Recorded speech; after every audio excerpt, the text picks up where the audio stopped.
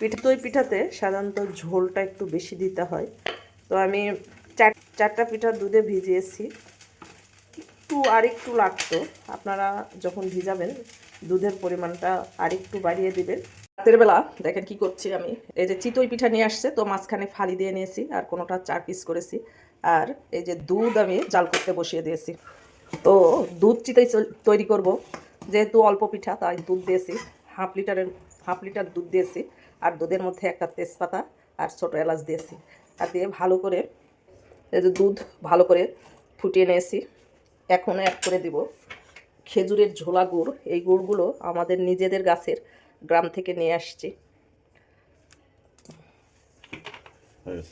যতটুকু লাগবে ততটুকু দিলাম। দুধের কালারটা পুরো চেঞ্জ হয়ে গেল, একেবারে সুন্দর একটা কালার চলে আসছে। নিজেদের একবারে গাছের এই ঝোলা গুড়গুলো খুবই সুন্দর। দেখেন আমি দুধের মধ্যে ঢেলে দিয়েছি, তাও কিন্তু দুধ ফেটে যায়নি বা নষ্ট হয়ে যায়নি।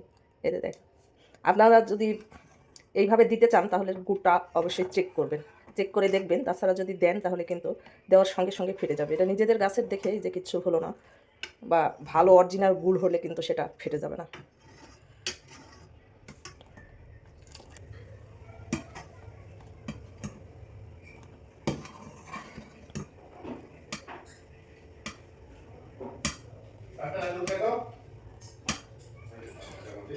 খুব ভালো করে জাল করে নিলাম।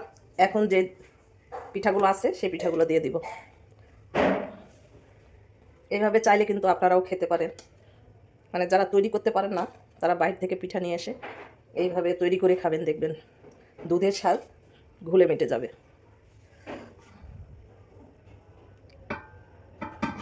একটা জাস্ট বলক উঠাবো, আর বলক উঠলে এটা ঢাকনা দিয়ে ঢেকে চুলার জালটা অফ করে দিব। এই যে বলক উঠে গেছে, এখন আমি চুলার জালটা অফ করে দিচ্ছি আর দিয়ে এটা ঢাকনা দিয়ে ঢেকে রাখবো। সকাল পর্যন্ত অপেক্ষা করব। ঢাকনা দিয়ে ঢেকে দিলাম। বন্ধুরা, এই যে দেখেন আমি সকালে চলে আসলাম ভিডিওটা আপনাদের দেখানোর জন্য। দেখেন কালকে কিন্তু অনেক ছোট ছিল এই পিঠাগুলো, আজকে পিঠাগুলো ফুলে অনেক বড় হয়ে গেছে। এই যে পিঠাগুলো কেটে দিয়েছিলাম, কেটে দেওয়ার একটাই কারণ পিঠাগুলো যেন ভেঙে না যায়। তো আমি একটা উঠে আপনাদেরকে দেখাই যে পিঠাটা কেমন হয়েছে। পিঠাতে সাধারণত চিতই পিঠাতে সাধারণত ঝোলটা একটু বেশি দিতে হয়। তো আমি 4টা পিঠা এখানে রান্না করেছি, 4টা পিঠা দুধে ভিজিয়েছি। আরেকটু লাগতো। আপনারা যখন ভিজাবেন দুধের পরিমাণটা আরেকটু বাড়িয়ে দিবেন, তাহলে কিন্তু বেশ ভালো লাগবে খেতে। ওই যে দেখেন কত সুন্দরভাবে ভিজেছে।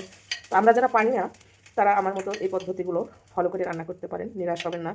নাই মামার চেয়ে কানা মামা ভালো। এই যে দেখেন কত সুন্দর হয়েছে। খুবই মজা হয়েছে বন্ধুরা।